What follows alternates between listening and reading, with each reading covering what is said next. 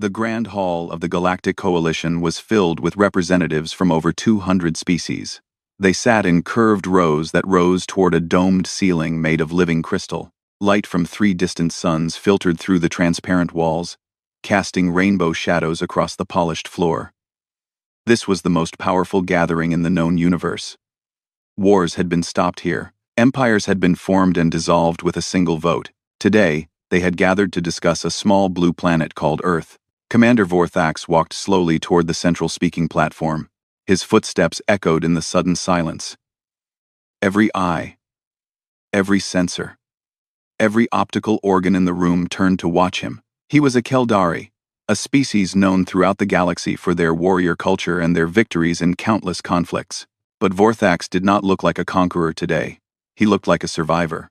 His exoskeleton, once a beautiful shade of deep purple, was now marked with dozens of scars. White lines crisscrossed his chest and back, where weapons had cut through his natural armor. His left arm ended at the elbow, a crude prosthetic attached where flesh and bone had once been. His eyes, once bright yellow, had faded to a dull amber. He moved like someone who had seen things that still haunted his sleep. The chamber whispered with curiosity. Vorthax had requested this audience himself. He had used every favor he had earned in 60 years of military service just to stand here today. The coalition rarely listened to individual soldiers, no matter how decorated, but his message had been marked with the highest urgency code available. Vorthax reached the platform and stood in the center. Holographic projectors activated around him, displaying his image to the thousands who could not see him directly. He took a deep breath through his breathing slits and began to speak.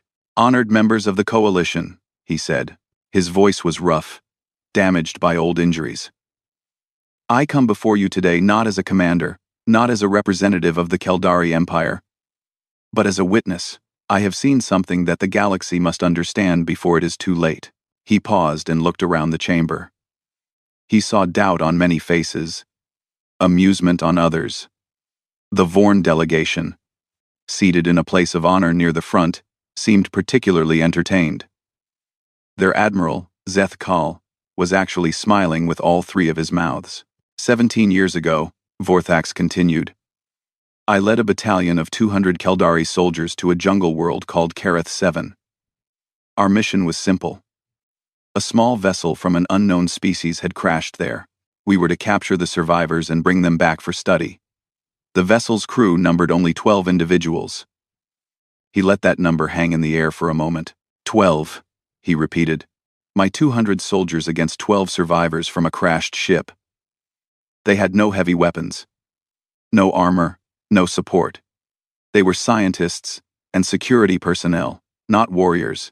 The mission should have taken 1 day. Vorthax's voice grew quieter, and the chamber grew even more silent to hear him. 6 weeks later, reinforcements found me and 3 other survivors hiding in a cave. 196 Keldari soldiers were dead.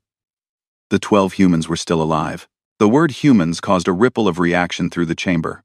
Most species here had heard of humanity, a young species from a small planet, barely capable of interstellar travel, unremarkable in almost every way. Admiral Zeth Kal stood up from his seat. Commander, you expect us to believe that 12 primitives killed nearly 200 Keldari warriors? Perhaps your battalion was not as skilled as you claim.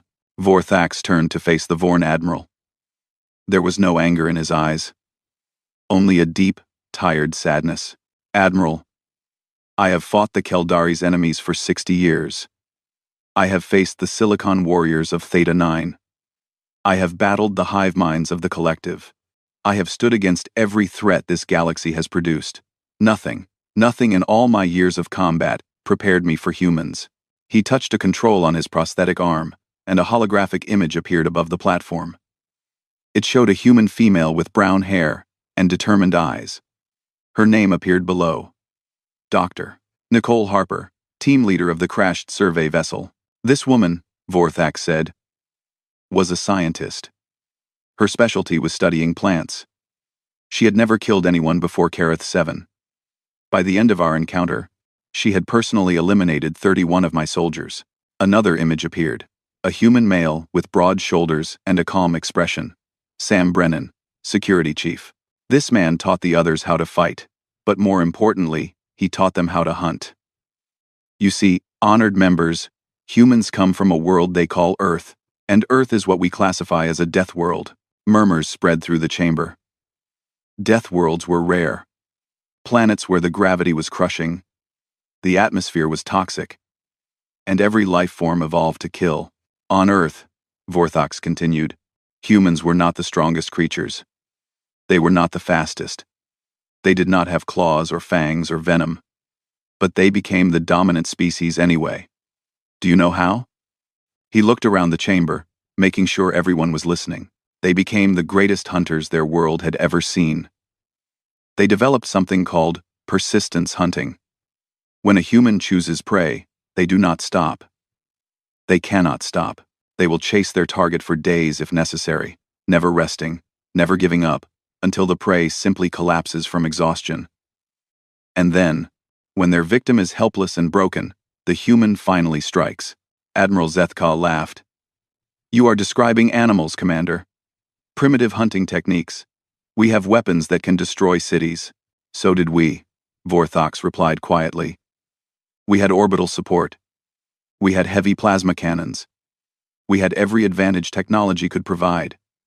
And still they killed us, because humans do not fight the way we fight.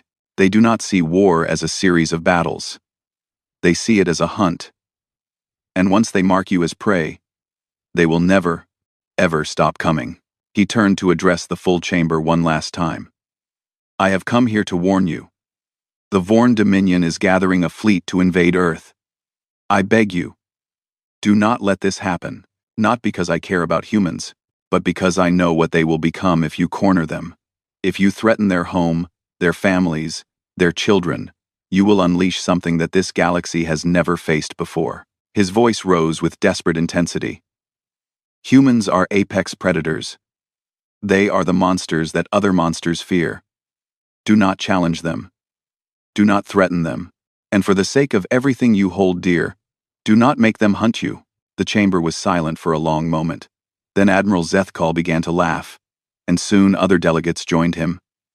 The Vorn had conquered 47 worlds. What were humans compared to that? Vorthax lowered his head. He had tried. He had done everything he could. As he walked out of the chamber, he whispered a prayer for the souls of every Vorn soldier who would soon learn the truth about humanity. The warning had been given. The warning had been ignored. And somewhere in the darkness of space, Vorn warships were already moving toward Earth. The sky above Chicago burned orange and red as alien dropships descended through the atmosphere. They came in waves, hundreds of them, blocking out the sun and casting shadows across the empty streets. Emergency sirens had been screaming for 3 hours straight. Most civilians had already fled to the underground shelters. But some had stayed behind. Sergeant Chris Palmer watched the invasion from the window of a ruined apartment building. He was 34 years old, with short brown hair and eyes that had seen too much death already. Beside him crouched Corporal Megan Torres, her sniper rifle resting against the windowsill. She was calm, almost unnaturally so, her breathing slow and steady as she tracked the alien vessels through her scope. Behind them, Private Ben Carter checked his ammunition for the 5th time. He was barely 20, but war had aged him quickly. How many do you count? Chris asked quietly. Megan did not look away from her scope. Too many. But they're landing in formation. Organized. Predictable. Chris smiled slightly. Predictable is good. The first Vorn soldiers hit the ground 3 blocks away. They were tall creatures, nearly 8 feet, with gray skin, and 4 arms that ended in razor-sharp claws. They wore black armor that seemed to absorb light, and they carried weapons that hummed with deadly energy. They moved with absolute confidence, the confidence of a species that had never known defeat. That confidence would not last long. The Vorn expected the humans to surrender. Their intelligence reports said that humans were a young species, barely capable of space travel, with primitive weapons and no experience in galactic warfare. Admiral Zethkal had told his troops that the conquest would be finished in days. They would be home before the next cycle of their moons. The first sign that something was wrong came when a Vorn patrol walked into a building that had been rigged with explosives. The blast killed 8 soldiers instantly. Before the survivors could react, gunfire erupted from 3 different directions. Human soldiers appeared from nowhere, firing with terrifying accuracy, then vanishing back into the ruins before the Vorn could return fire. Lieutenant Katie Rivera led a squad of 12 through the subway tunnels beneath the city. They had been fighting for 6 hours straight, and they had not lost a single soldier. Katie was 28 years old, with dark hair tied back and a fierce determination in her eyes. She had been a schoolteacher before the invasion. Now she was something else entirely. Her squad emerged behind a Vorn position and opened fire. The aliens spun around, shocked by the attack from their rear. They had secured this area. They had checked every building. How had the humans gotten behind them? They did not understand that humans were born to hunt. They did not understand that humans had spent millions of years learning to track, to ambush, to kill. The Vorn had technology. Humans had instinct. By nightfall, the Vorn ground forces had suffered losses that Admiral Zethkal could not explain. His tactical displays showed red markers everywhere. Ambushes, traps, hit-and-run attacks that came without warning and ended before his forces could respond. The humans were not fighting a war. They were hunting. The reports that came back to his flagship were disturbing.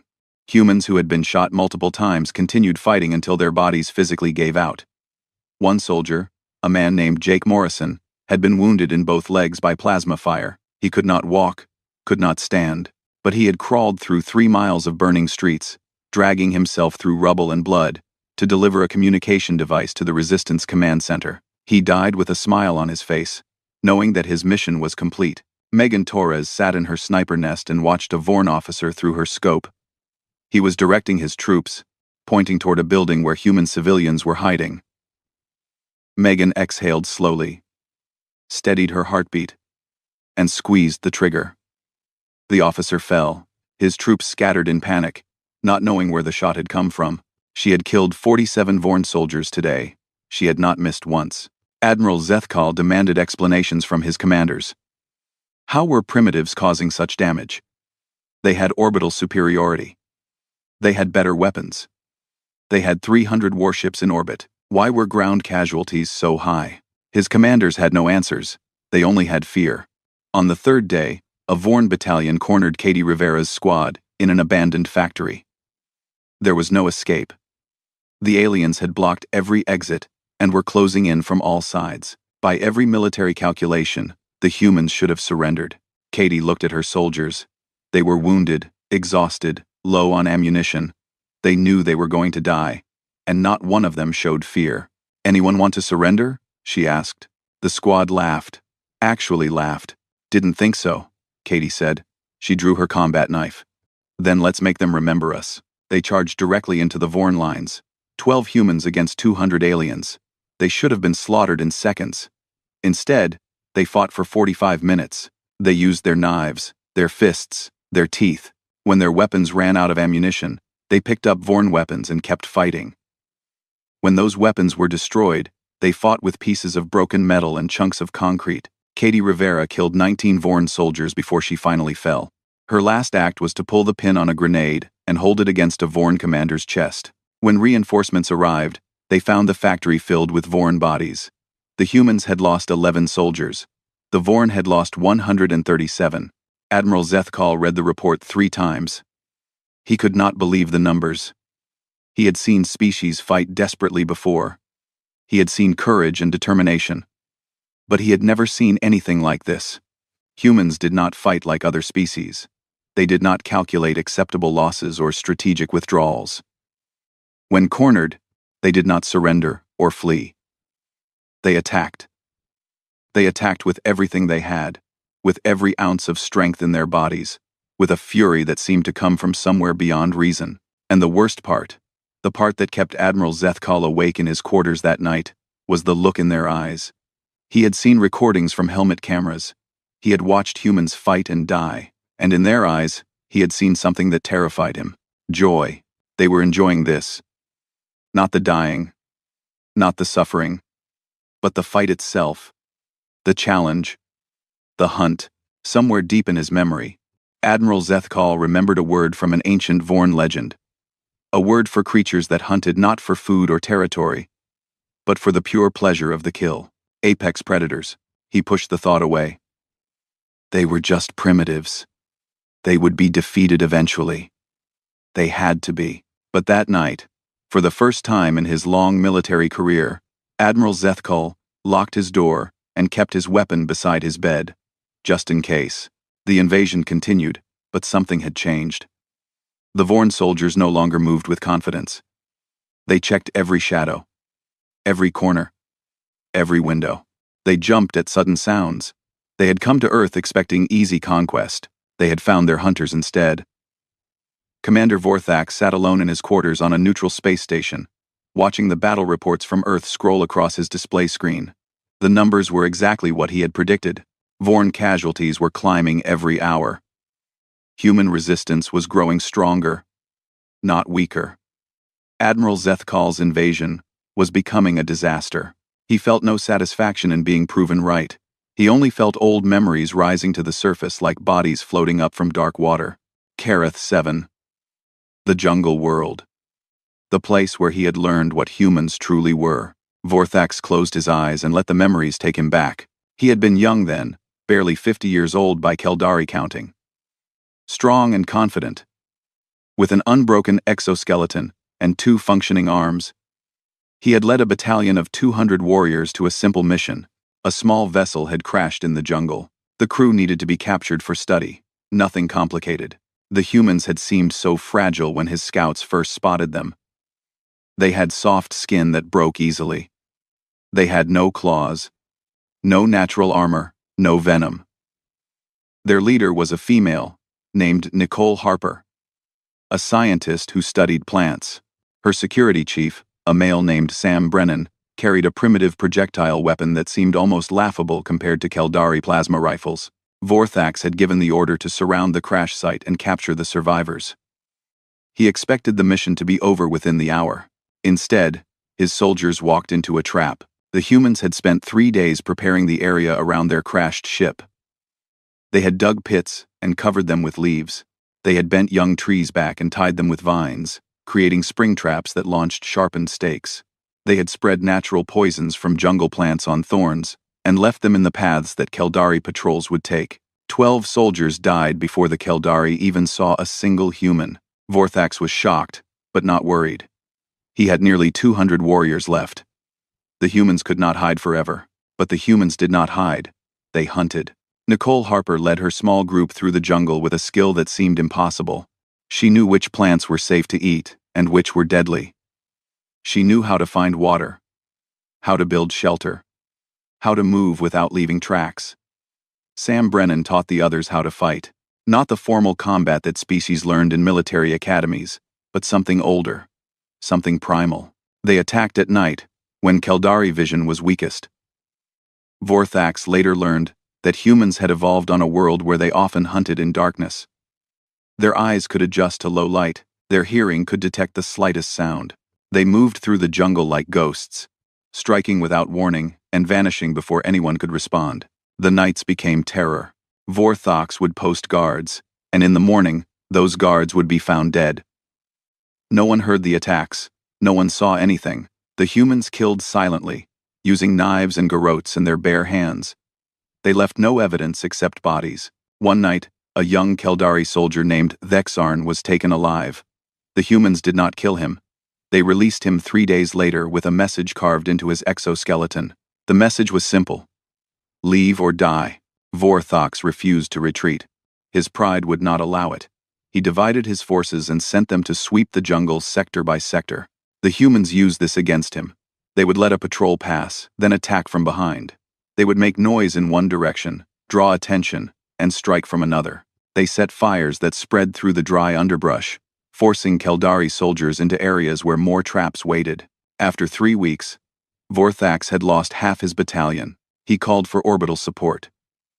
Warships in orbit burned large sections of jungle with plasma bombardment. The fires raged for days, destroying everything in their path. Vorthax was certain that no creature could survive such devastation. But the humans had hidden in a cave system that ran beneath the jungle floor. They emerged from the ashes like spirits, covered in soot and burns but very much alive. And now they were angry. Sam Brennan led a night attack on Vorthax's command post. 6 humans against 50 Keldari guards. By the time reinforcements arrived, 32 guards were dead, and the humans had stolen weapons, medical supplies, and communication equipment. Vorthax finally understood what he was facing. These were not civilized beings fighting a defensive action. These were predators. Apex predators. Like the great hunters that had once ruled his own world, before his species killed them all. The humans were not trying to survive until rescue came. They were hunting his soldiers for practice. They were learning Keldari tactics, studying Keldari weaknesses, becoming more deadly with every encounter. During the 5th week, Vorthax met Nicole Harper face to face. He had been separated from his patrol during a human ambush. Lost in the jungle, wounded in the leg, he stumbled into a clearing and found her waiting for him. She sat on a fallen log, eating fruit from a tree above her. Her clothes were torn and dirty. Her skin was covered in insect bites and scratches, but her eyes were calm, patient, the eyes of a hunter watching prey. "You should have left," she said. Her voice was soft, almost gentle. "We gave you a chance." Vorthax raised his plasma rifle, but his wounded leg buckled and he fell. The weapon skidded away across the dirt. Nicole Harper did not move to attack. She just watched him struggle to reach his weapon. "On my world," she said, "there used to be great predators, lions, tigers, wolves. We killed most of them, not because we had to, because we could, because that's what we do. We're not the strongest or the fastest. We're just the most stubborn. We never stop hunting." She stood and walked toward him. Vorthax expected death. Instead, she kicked his plasma rifle closer to him. "Go home," she said. "Tell your people what happened here. Tell them that Earth is not worth the cost." Then she walked into the jungle and disappeared. Vorthax survived because Nicole Harper chose to let him live. When reinforcements arrived a week later, he and 3 other soldiers were all that remained of 200 warriors. Back on the space station, Vorthax opened his eyes and looked at the battle reports from Earth. Colonel Greg Patterson and Major Amy Sullivan were organizing resistance cells across 3 continents. Human fighters were using the same tactics he had seen on Kareth 7. Ambushes, night attacks, psychological warfare. The hunters had awakened. Admiral Zethkal thought he was fighting a war. He did not understand that humans saw no difference between war and hunting. Every battle was a hunt. Every enemy was prey. And humans had been perfecting the art of hunting for millions of years before they ever looked up at the stars. Vorthax watched a report showing human soldiers pursuing a retreating Vorn unit. The aliens were faster, better armed, and had air support. But the humans kept coming. They followed tracks, anticipated movements, cut off escape routes. They chased the Vorn for 3 days straight, taking turns sleeping while others continued the pursuit, never letting their prey rest. Finally, the Vorn unit simply collapsed from exhaustion. The humans walked up to them and accepted their surrender without firing a single shot. Persistence hunting. The oldest human tactic. The one that had made them masters of their world. Vorthax turned off his display and sat in the darkness of his quarters. He thought about Nicole Harper and her calm, patient eyes.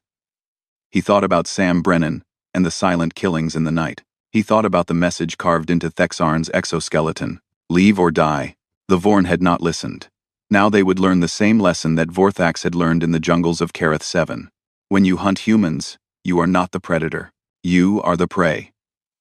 6 months after the invasion began, humanity stopped defending and started hunting. The change happened gradually at first. Human engineers like Dr. Kevin Walsh and Laura Chen had been studying captured Vorn technology since the first weeks of the war. They took apart alien weapons, analyzed alien ship designs, and reverse-engineered alien power sources. Humans had always been good at taking ideas and making them better. Within months, they had combined Vorn technology with human creativity to create something entirely new. The first human warship built with alien technology was named the Relentless. Admiral Nick Reyes stood on her bridge and looked out at the stars with eyes that had seen too many friends die in the initial invasion. His executive officer, Commander Stephanie Grant, stood beside him with a datapad showing fleet positions. Behind them, dozens of crew members worked at their stations with focused determination. The Relentless was not beautiful. Human engineers had not wasted time on elegant designs. They had built a weapon. A hunter. The ship bristled with plasma cannons modified for human targeting systems. Her engines burned with power that Vorn engineers said was impossible to achieve with their technology. Human scientists had simply refused to accept the limitations that the Vorn believed existed. 40 human warships gathered in formation behind the Relentless. They were facing a Vorn armada of 120 vessels. The numbers said that humanity should retreat. The numbers said that this battle was already lost. The numbers did not account for what humans became when they were fighting for survival. Lieutenant Tony Vega sat in the cockpit of his fighter craft, running final checks on his weapons systems. He was 26 years old, with quick reflexes and absolutely no fear. Beside him in the formation flew Ensign Heather Kim, who had been a test pilot before the invasion. Her scores in combat simulations had broken every record. Admiral Zethkal commanded the Vorn fleet from his flagship, the Conqueror. He watched the small human force approaching and felt confused. What were they doing? Did they really think they could win against such overwhelming numbers? He ordered his fleet to advance and destroy the humans. The battle that followed became legend throughout the galaxy. Human pilots flew patterns that Vorn targeting computers could not predict. They were not following any known combat doctrine. They were improvising, adapting, changing tactics every few seconds based on what they saw. Tony Vega dove straight toward the largest Vorn warship, drew fire from dozens of weapons, then pulled away at the last moment, while 3 human cruisers attacked from unexpected angles. Heather Kim flew her fighter into a gap in a Vorn carrier's shields and released her payload directly against the hull. She did not have time to escape the explosion. She ejected at the last possible second, her fighter consumed by fire, and was picked up by a rescue shuttle 10 minutes later. She was back in a new fighter within the hour. The human warships took damage that should have been fatal, direct hits that should have destroyed them. But human crews were prepared. They had trained for exactly this situation. Damage control teams patched holes while the ship was still firing. Engineers rerouted power around destroyed systems. Medics treated wounded crew members who refused to leave their posts. One human destroyer, the Savage, lost half her crew to a plasma bombardment that burned through 3 decks. Her captain was dead. Her first officer was dead. Chief Petty Officer Dan Murphy took command and kept the ship fighting for another 2 hours until reinforcements arrived. When Admiral Zethkal finally ordered his damaged flagship to retreat, he had lost 63 warships. The humans had lost 8. The Vorn admiral could not understand what had happened. His weapons were more powerful. His ships were more advanced. His crews were better trained. How had he lost? He did not understand that humans had spent their entire existence fighting against superior opponents. On Earth, they had faced predators with sharper teeth and stronger claws. They had survived ice ages and droughts and plagues. They had always been the underdog, and they had always won through creativity, determination, and an absolute refusal to accept defeat. The war turned from that day forward. Human fleets began attacking Vorn positions throughout the solar system. They did not fight like a species defending their home. They fought like hunters pursuing wounded prey. Master Sergeant Pete Dawson led boarding parties onto captured Vorn ships. He was 42 years old, built like a tank, with a shaved head and a smile that made enemies nervous. His teams moved through alien corridors with terrifying efficiency. They cleared rooms with grenades and gunfire, adapted to alien ship layouts within minutes, and showed no hesitation against enemies twice their size. During the assault on the Conqueror, Pete led his team through 6 decks of fighting before they reached the command center. The doors were locked and reinforced. Vorn soldiers were making a final stand outside. Pete looked at his team. They were wounded, tired, low on ammunition. They had been fighting for 9 hours straight. "Anyone need a break?" he asked. His team laughed. They always laughed. They charged the final defense and broke through in less than 10 minutes. When Pete walked into the command center, he found Admiral Zethkal cowering behind a console with 2 bodyguards. The bodyguards raised their weapons, but they were shaking too badly to aim properly. They had seen what humans could do. They had watched recordings of battles that defied everything they knew about warfare. Pete shot the weapons out of their hands and walked up to the admiral. The Vorn leader was trembling. His 3 mouths were opening and closing, without making any sound. Pete sat down across from him and smiled. It was not a friendly smile. "You know what's funny?" Pete said. His voice was conversational, almost casual. "Where I come from, we don't even consider this a real war yet. We've been holding back. Being careful. Trying to minimize civilian casualties on both sides." He leaned closer. The admiral tried to back away, but there was nowhere to go. "This? What you've seen so far? This is just pest control. If you really want to see what humans can do when they stop being nice, keep fighting.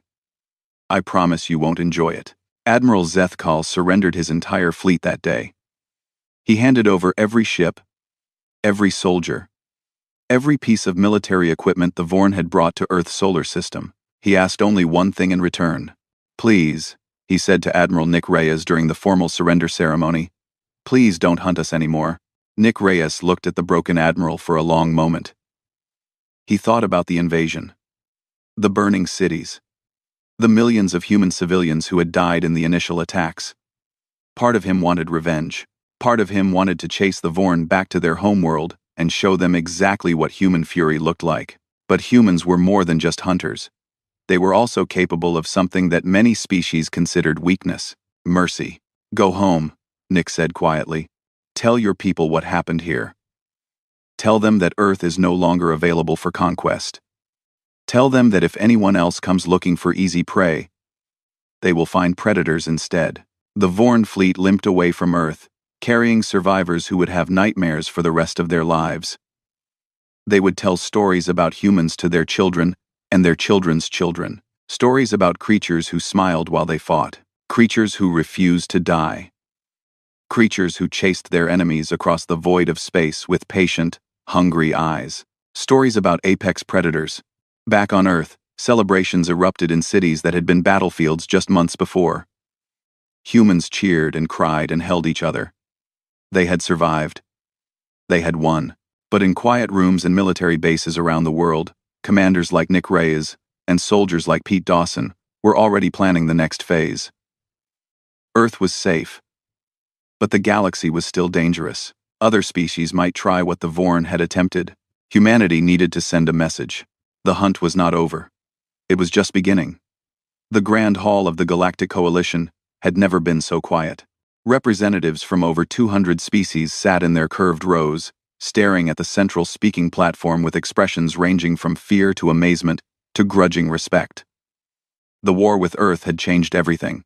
The Vorn Dominion, once one of the most powerful military forces in the galaxy, had been humiliated by a species that most delegates had never heard of before. Now that species was asking to join the coalition. Commander Vorthax stood on the platform once again.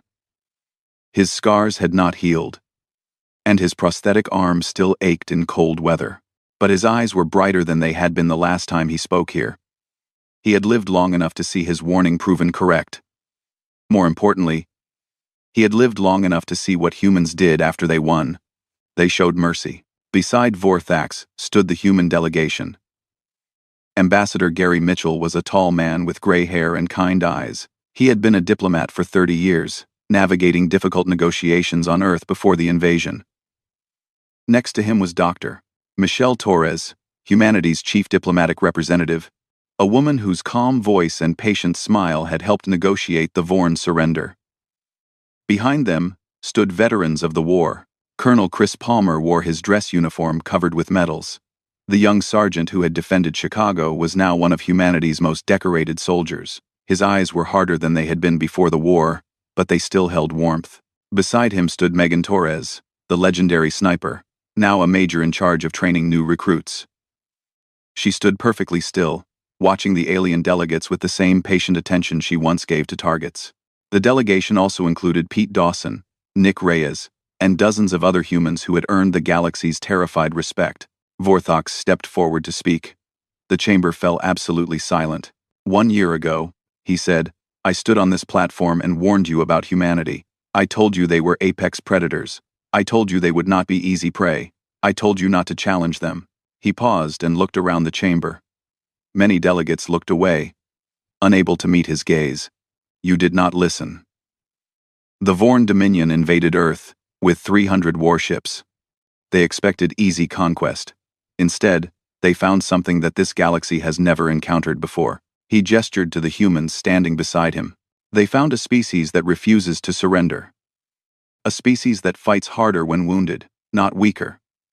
A species that has spent its entire existence hunting creatures stronger and faster than themselves.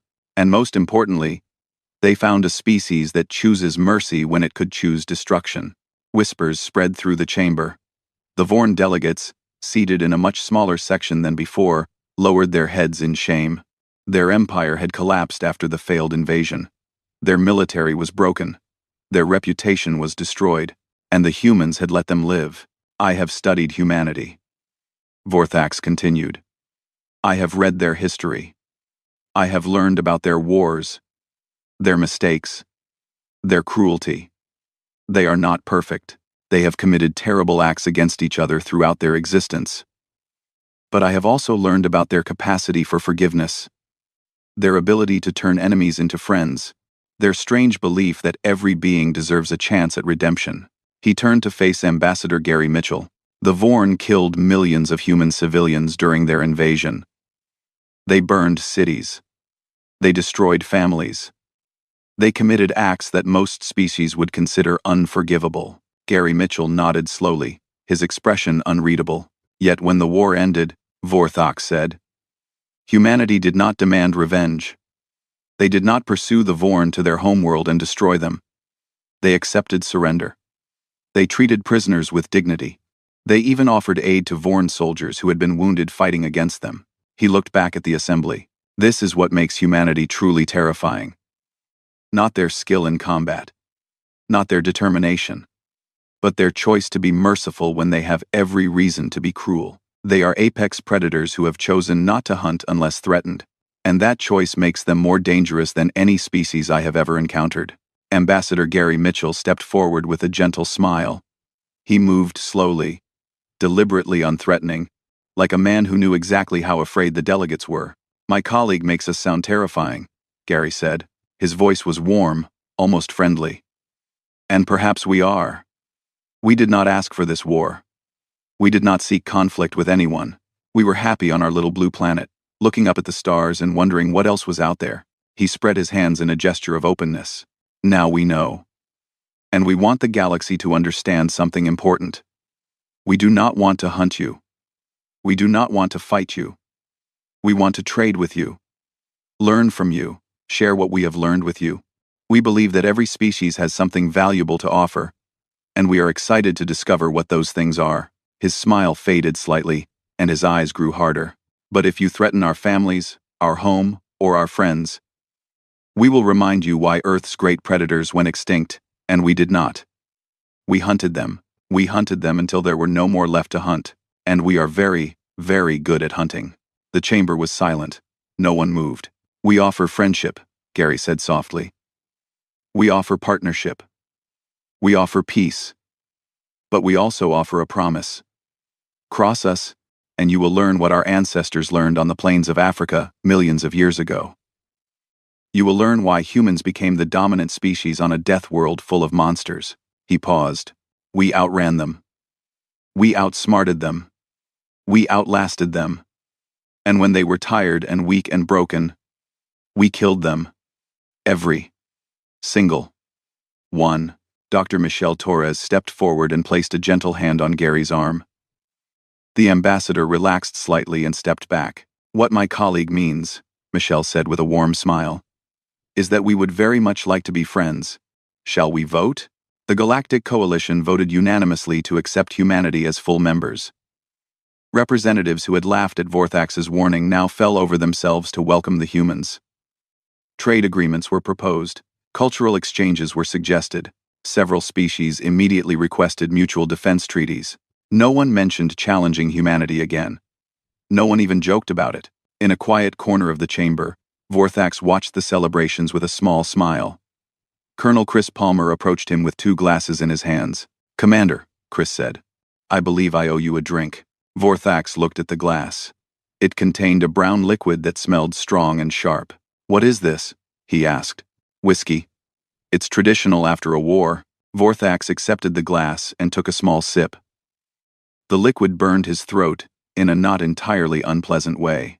I read reports of what you did on Kareth 7, Chris said quietly. About Dr. Harper and her team. About how you survived. Vorthax nodded slowly. She let me live, he said. She could have killed me, but she chose not to. I have wondered about that for 17 years. Chris smiled. That's the thing about humans, Commander. We're not just predators. We're also the species that domesticated wolves. We made friends with the very creatures that once hunted us. We believe in second chances. He raised his glass. To second chances. Vorthax raised his own glass. To apex predators, he said. May the galaxy never forget. They drank together while the celebration continued around them. Later that night, Vorthax stood alone on an observation deck, watching Earth's blue marble spinning in the darkness of space. It looked so peaceful from here, so harmless. Just another ball of rock and water orbiting an ordinary star. But Vorthax knew better. He knew what lived on that little blue world. He knew what would happen to any species foolish enough to threaten it. The galaxy had learned its lesson today. Humanity had joined the community of stars, not as conquerors, but as partners. They would trade and cooperate, and contribute to the greater good. But in dark corners and quiet rooms throughout the galaxy, leaders would remember what humans could become if pushed. They would remember the stories from the Vorn War. They would remember the soldiers who smiled while they fought, and the civilians who picked up weapons and became warriors overnight. They would remember that humans were apex predators who had simply chosen not to hunt, and they would be very, very careful never to give them a reason to change their minds. Vorthax finished his whiskey and turned away from the viewport. The war was over. A new era had begun, and somewhere out there in the vast darkness of space, 200 species were learning the same lesson that he had learned on Kareth 7. Never challenge a human.